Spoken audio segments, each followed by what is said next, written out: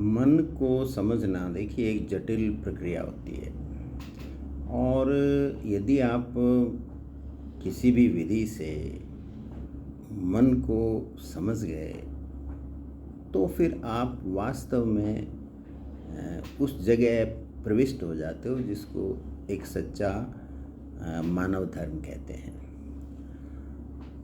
जो ही आप मन की गहराइयों से वाकिफ़ होते हो वहीं पर आपको एहसास होता है कि ये वह स्थिति है जिसको हम जागृत स्थिति कहते हैं।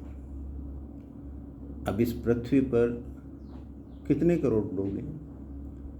अब उन इतने करोड़ लोगों में से कितने लोग ऐसे हैं जो इस बात को मानते हैं, इस बात का एहसास रखते हैं कि वो इस धरती के विशिष्ट जीव हैं और यहाँ कोई विशिष्ट कार्य के लिए आए हैं। उनका काम जीवन को जीना तो है ही, क्यों जिए बिना तो आप जीवन को समझ नहीं पाओगे।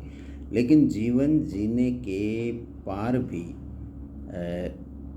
वो और क्या कर सकते हैं इस प्रकृति के लिए, इस धरती के लिए, और इस धरती पे जितने भी तरह का जीवन फैला हुआ है उस सब के लिए वो क्या कर सकते हैं। और यही जागृत स्थिति होती है। बेसिकली देखें तो यही वो स्थिति होती है जिसको दिव्यता की स्थिति कहते हैं। इसके अलावा जो बहुत बातें हैं वो तो बड़ी बड़ी बातें हैं, उनमें कितना दम है वो आज तक कहीं सिद्ध नहीं हो पाया।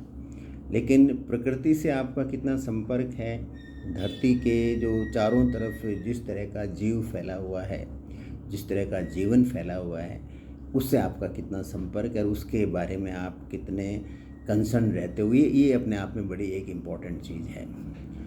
अब जो लोग इस स्थिति में पहुंच जाते हैं, जागृत स्थिति के अंदर, जिसको माइंडफुलनेस कहते हैं, उसी की एक श्रेणी में आता है ये माइंडफुलनेस की। तो अब उसमें कितने ऐसे लोग हैं जो पहुंच तो जाते हैं लेकिन वहाँ टिके रहते हैं,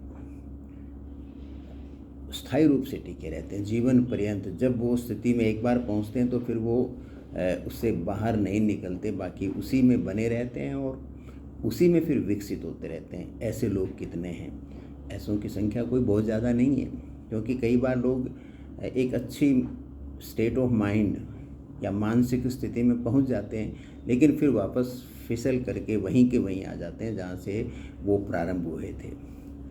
अब यदि कोई भी व्यक्ति अपने प्रयास से, सतत प्रयास से उस स्थिति में पहुंच जाता है कि वो अति साधारण बन जाता है, तो जो ही वो अति साधारण की स्थिति को पूरी तरह से अपनाता है तो वो अद्वितीय हो जाता है।